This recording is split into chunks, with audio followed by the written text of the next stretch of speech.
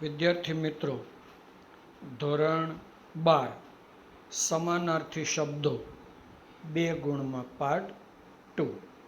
આગળના વિડીયોમાં આપણે સમાનાર્થી શબ્દો જોયા હતા. બાકીના શબ્દો અત્યારે આપણે પાર્ટ 2માં જોઈએ, જેમાં કોષ્ટક નંબર 35 જુઓ તો પાડ તો સામેથી તેના સમાનાર્થી ઉપકાર અને આભાર.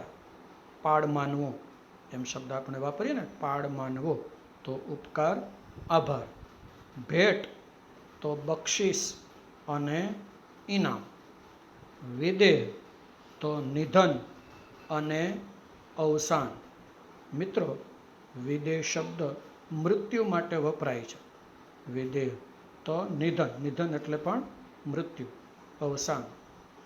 ડોશી તો માજી અને બુઢી. કબજો તો નિયંત્રણ અને કાબુ. 41. સમજ તો અક્કલ અને ડહાપણ. સમજ તો અક્કલ અને ડહાપણ. બુદ્ધિ તો મતિ અને પ્રજ્ઞા. ફરીવાર, બુદ્ધિના પર્યાય કયા? મતિ અને પ્રજ્ઞા. કોમળ તો નરમ અને મૃદુ. કોમળ પદના સમાનાર્થી નરમ અને મૃદુ. ઘરેણું તો અલંકાર અને આભૂષણ. ઘરેણું પદના પર્યાય અલંકાર અને આભૂષણ. દારૂણ તો ભયંકર અને ભીષણ. દારૂણ, દાખલા તરીકે આ વર્ષે દારૂણ દુષ્કાળ પડ્યો તો દારૂણ ભયંકર ભીષણ. અનુકંપા તો દયા અને કૃપા. યાદ રાખજો, અનુકંપા તો દયા અને કૃપા. દેદીપ્યમાન તો ઝગમગતું અને ઝળહળતું. દેદીપ્યમાન, ઝગમગતું, ઝળહળતું. મનોરથ તો ઈરાદો અને આશય. મનમાં રહેલી ઈચ્છા, ઈરાદો. મનોરથ તો ઈરાદો, આશય. કમનીય તો રમ્ય અને સુંદર. કમનીય, દાખલા તરીકે કમનીય કાયા તો કમનીય તો રમ્ય અને સુંદર. આગળ 40 કોષ્ટક જુઓ. મૂડી તો પૂંજી અને દોલત. મૂડી પદના પર્યાય પૂંજી અને દોલત. બુદ્ધિ તો મતિ અને પ્રજ્ઞા, જે હમણાં આગળ આવી ગયા હતા શબ્દ. અનુમતિ તો સંમતિ અને અનુમોદન. અનુમતિ તો સંમતિ અને અનુમોદન. રસોડું પાકશાળા અને રાંધણીયું. યાદ રાખજો મિત્રો, રસોડું પાકશાળા અને રાંધણીયું. કુટીર તો ઝૂંપડી અને મઢુલી. કુટીર પદના પર્યાય ઝૂંપડી અને મઢુલી. 37. પ્રદાન તો તેનો પર્યાય આવશે યોગદાન. પ્રદાન, યોગદાન અને ફાળો. અભાગ્યો તો દુર્ભાગી અને કમનસીબ. અભાગ્યો તો દુર્ભાગી અને કમનસીબ. મામૂલી તો તુચ્છ અને સામાન્ય. મામૂલી પદના પર્યાય તુચ્છ અને સામાન્ય. બંધુતા તો ભાઈચારો અને મૈત્રી. ભાઈચારો અને મૈત્રી. ઊંઘ તો નિદ્રા અને નીંદર. ઊંઘ તો નિદ્રા અને નીંદર. 39. સમૃદ્ધિ તો આબાદી અને ઐશ્વર્ય. સમૃદ્ધિ પદના પર્યાય આબાદી અને ઐશ્વર્ય. અહીં દોલત શબ્દ પણ આપી શકાય. ગોઠિયો તો મિત્ર અથવા સખા. બાળમિત્ર, બાળમિત્ર પદ પણ આપી શકાય પર્યાય.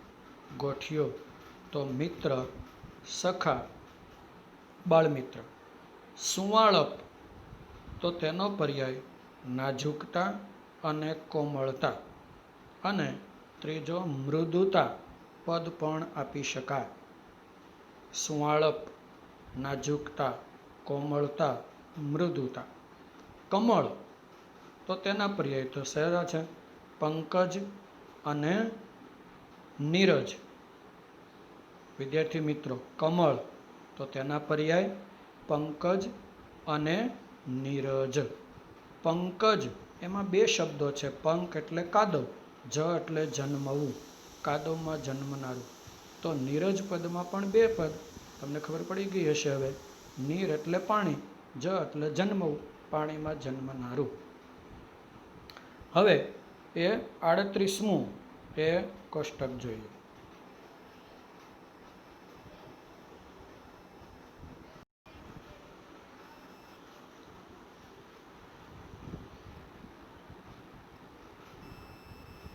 ભિખારી તો માગણ અને યાચક.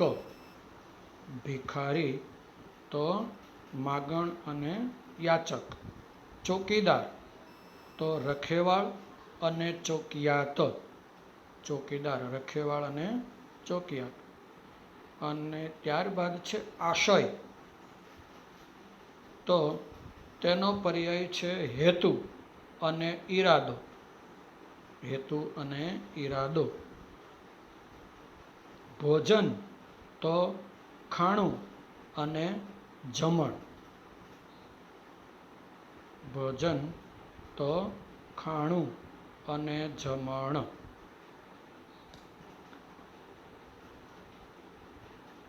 પહેલો શબ્દ જે આમાં આપેલો છે રહેઠાણ, તેના પર્યાયો. હા, પહેલો શબ્દ રહેઠાણ તો તેના પર્યાયો આવાસ અને નિવાસ શબ્દ છે બંને. ફરી વખત, રહેઠાણ તો આવાસ અને નિવાસ. 43મું કોષ્ટક. ફળિયું તો મહોલ્લો અને શેરી. ફળિયું પહેલો શબ્દ, ફળિયું, મહોલ્લો, શેરી. ચોકીદારી તો પહેરેગીર અથવા પહેરો.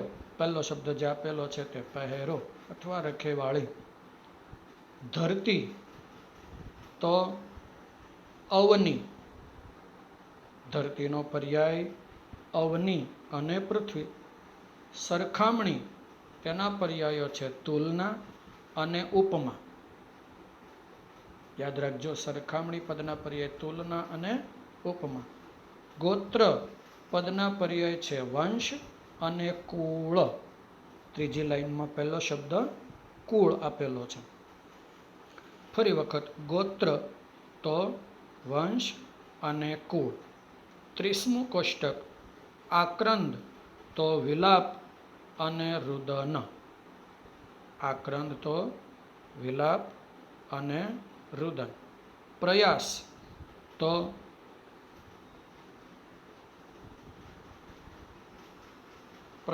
તો શ્રમ અને મહેનત.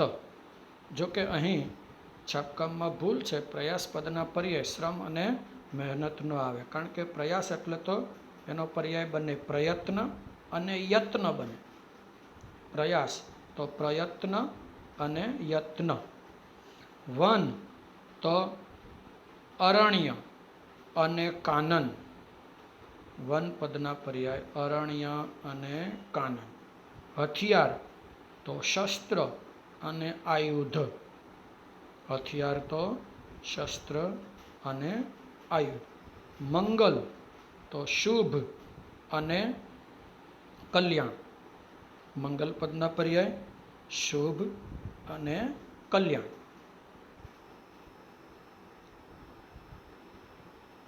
ચુમ્માલીસમું કોષ્ટક જુઓ. વસુધા તો ધરતી અને પૃથ્વી. વસુધાના પર્યાય વસુધા એટલે પૃથ્વી, ધરણી, ધરતી, અવની.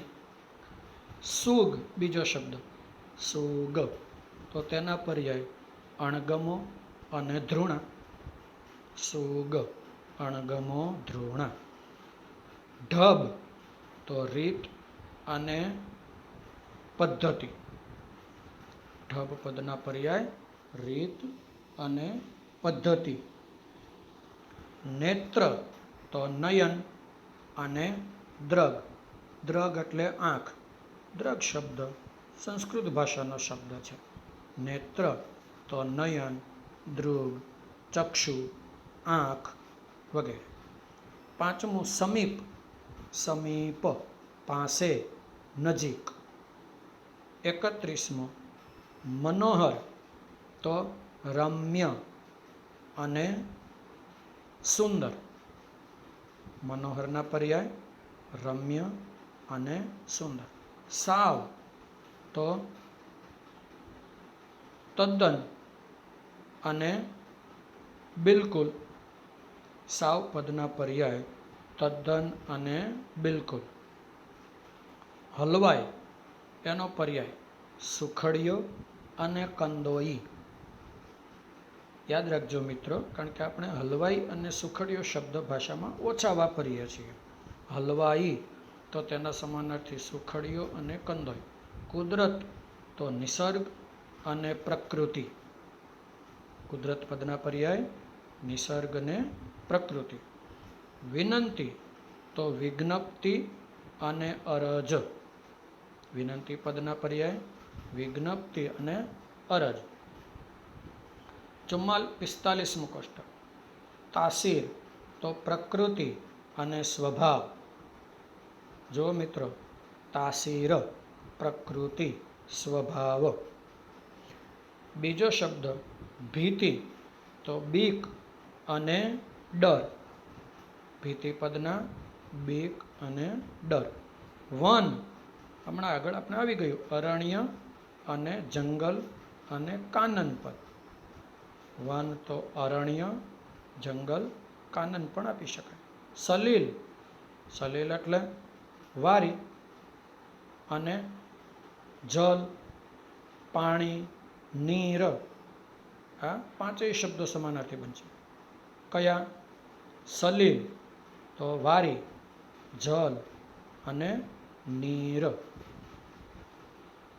પાણી. પાંચમું આક્રંદ, જો કે હમણાં આવી ગયું, રુદન અને વિલાપ. આક્રંદ તો રુદન અને વિલાપ.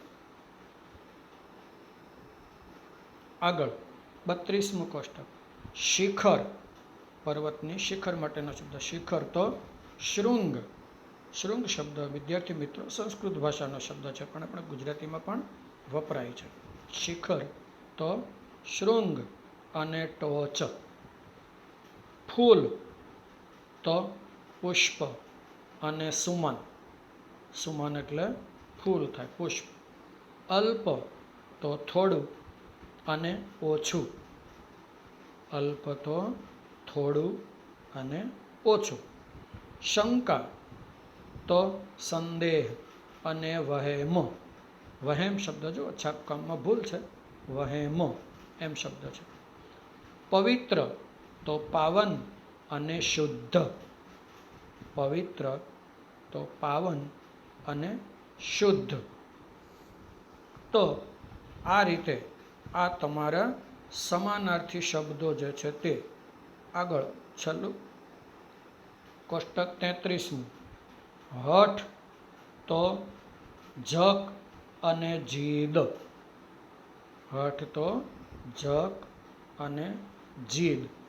શકમંદ તો વહેમી અને શંકાશીલ. ત્રીજી લાઈનમાં છેલ્લો શબ્દ શંકાશીલ. શકમંદ તો વહેમી, શંકાશીલ. ગાથા તો કથા અને વાણી.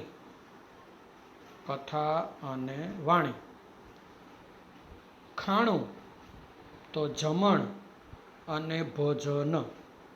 ખાણું તો જમણ અને ભોજન. હમણાં આગળ આપણે શબ્દ આવી ગયો હતો.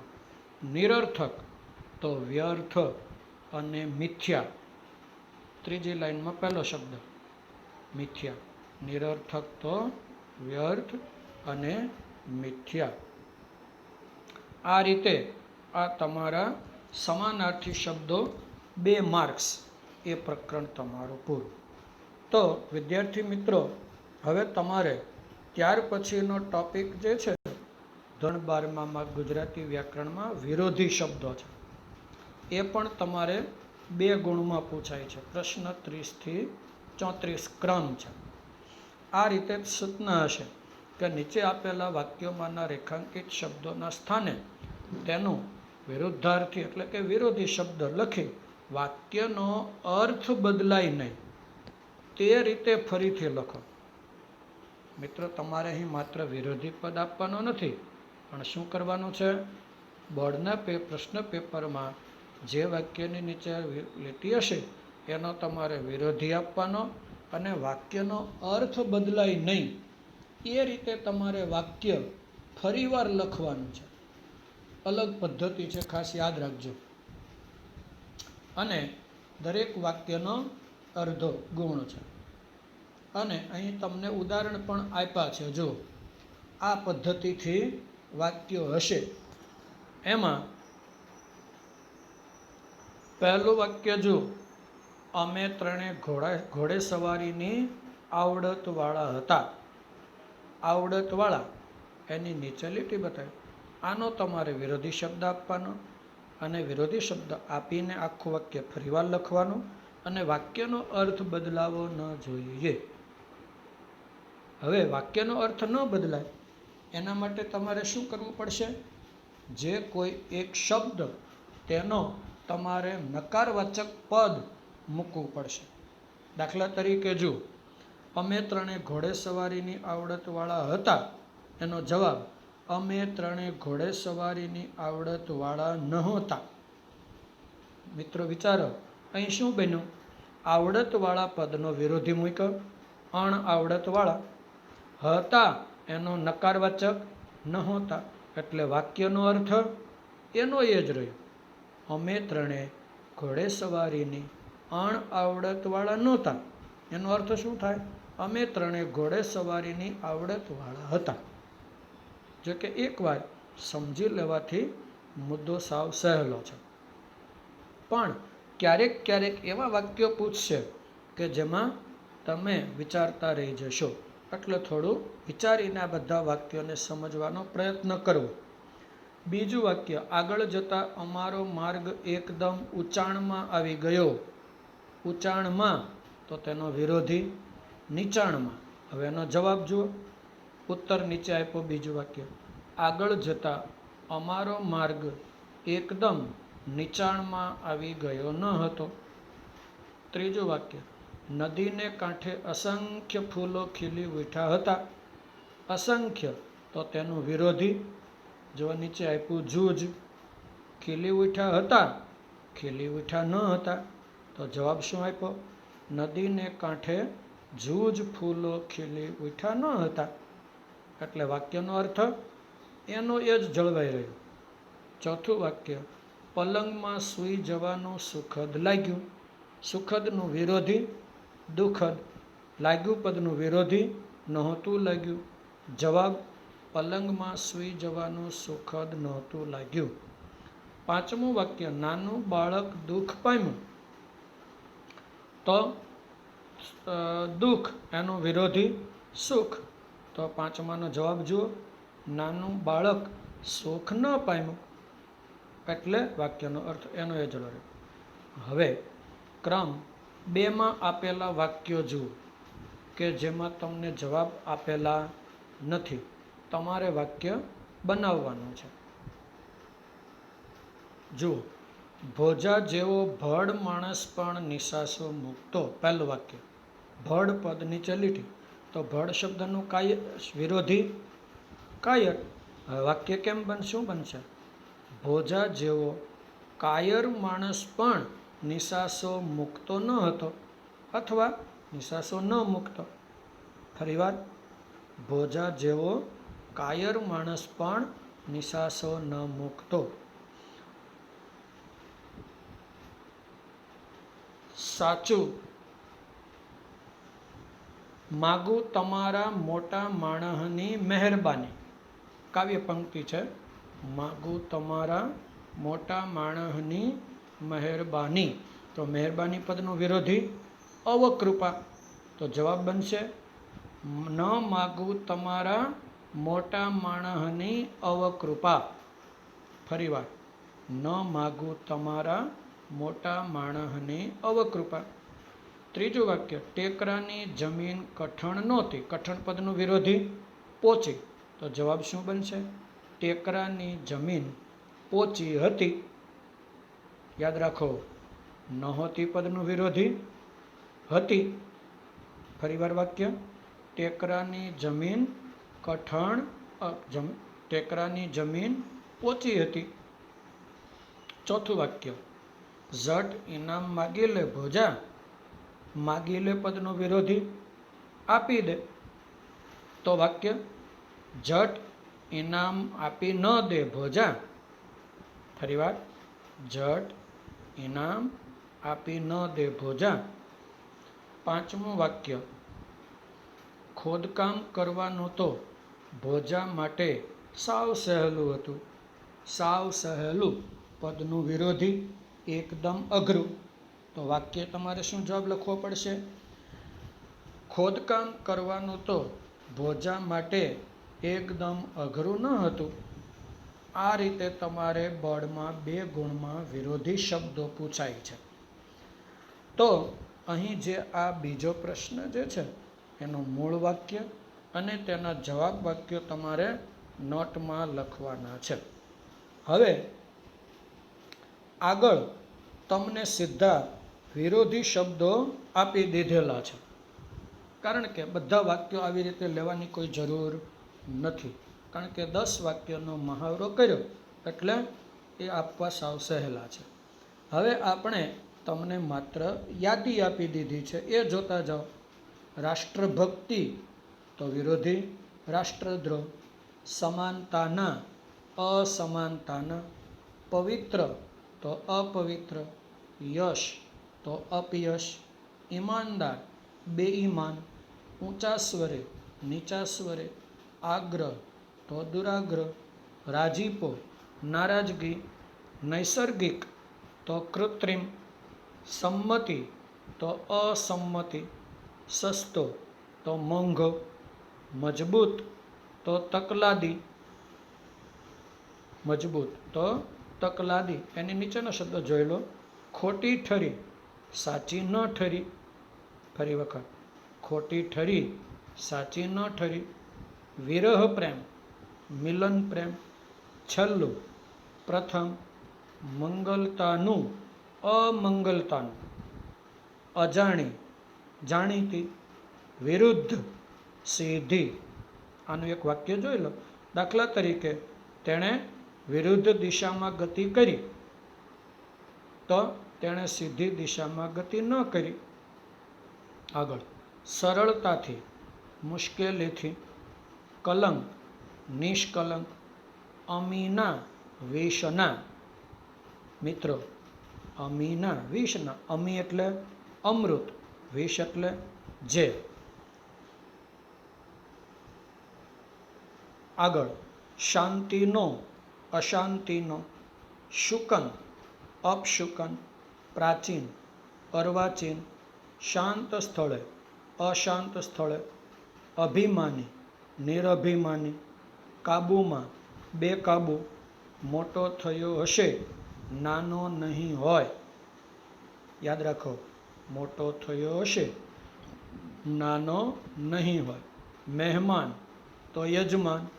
આકર્ષક અનાકર્ષક. અસભ્ય સભ્ય. આકર્ષણ અપાકર્ષણ. અહિંસા હિંસા. આકર્ષણ નિર્મોહ. યાદ રાખજો, આકર્ષણ નિર્મોહ. એની ઉપરનો શબ્દ આકર્ષણ અપાકર્ષણ. એની વિરુદ્ધ પરનો આકર્ષક અનાકર્ષક. જો મિત્રો આ ત્રણેય શબ્દો એ તમને ભૂલ કરાવે તેવા શબ્દો છે, એટલે ફરીવાર જોઈ લો. આકર્ષક તો અનાકર્ષક, આકર્ષણ અપાકર્ષણ, આકર્ષણ નિર્મોહ. આ ત્રણેય શબ્દો યાદ રાખજો. સામે અહિંસા તો હિંસા, એની નીચે બંધ તો ખુલ્લા, એની નીચે રડી પડ્યા, હસી પડ્યા. હવે આગળની લાઈનમાં મૃદુભાષી તો કઠોરભાષી. જો મૃદુ તો કઠોર, મૃદુભાષી કઠોરભાષી. મૃદુતા હોય તો કઠોરતા. આ યાદ રાખો. ચોખ્ખો ચણક, જો ચોખ્ખો ચણક ગંદો ગોબરો. દાખલા તરીકે માએ ચોખ્ખો ચણક પાણીનો લોટો ભરીને આપ્યો, તો માએ ગંદો ગોબરો પાણીનો લોટો ન આપ્યો. બેહદ ઓછો, બેહદ તો ઓછો. જવાબ સવાલ, વિવેક અવિવેક. ભવ્ય સામાન્ય, ભવ્ય તો સામાન્ય. ઉદાહરણ સાંભળી લો. દાખલા તરીકે તેણે ભવ્ય લગ્ન પ્રસંગ યોજ્યો, તેણે ભવ્ય લગ્ન પ્રસંગ યોજ્યો.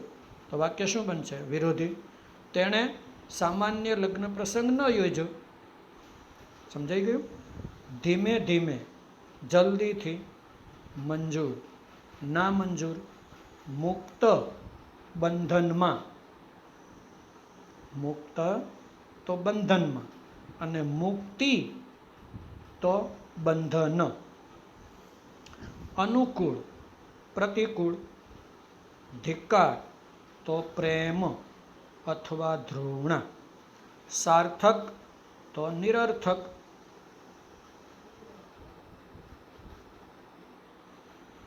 તેજ તો તિમિર,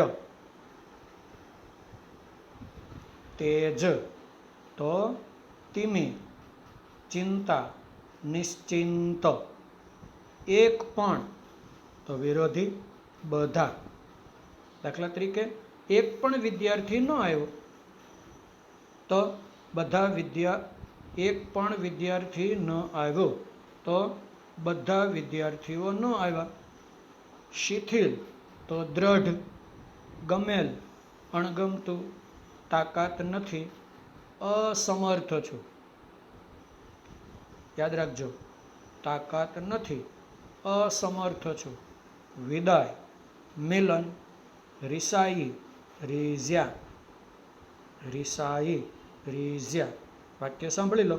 દાખલા તરીકે તેઓ રિસાઈ ગયા, તો વાક્ય તેઓ રીઝ્યા નહીં. સીધો તો પરોક્ષ અને આડકતરો. યાદ રાખજો, સીધો તો પરોક્ષ આડકતરો. લાડકા તો અણગમતા.